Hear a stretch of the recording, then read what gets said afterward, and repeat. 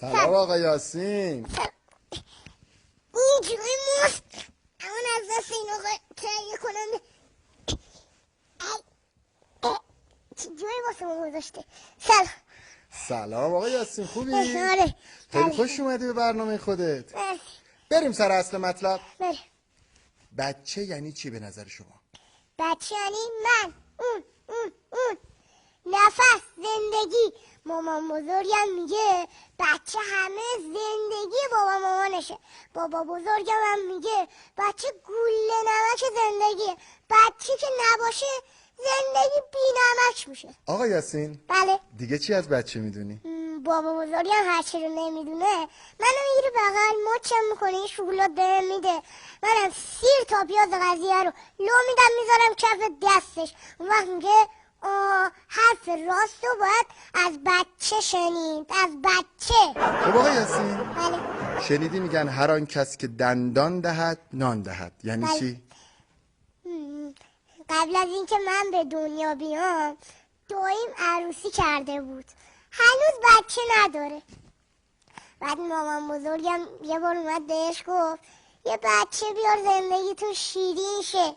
بعد میگه بچه پوشکش خرج داره، بچه شیر خشکش خرج داره، بچه کلا خرج داره. بعد مامان بزرگم گفت هر کی دندونشو میده نونشم میده، بچه روزیشو خودش میاره.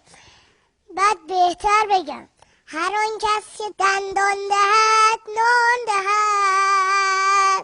تو خودت یکی دونه ای؟ بله. تو هم داداش خواهر میخوای؟ آره. نظرتون راجع به این چیه؟ آقا من خجالت میکشم بگم. نمیتونم. نه خجالت نکش عمو. من اگر در آینده بخوام تشکیل خانواده بدم، آفرین. اگر خانومم یکی یه دونه باشه بعد خودم هم یکی یه دونه باشم، بچه همون چرا نه دایی دارن، نه عمو دارن، نه خاله دارن، نه عمه دارن.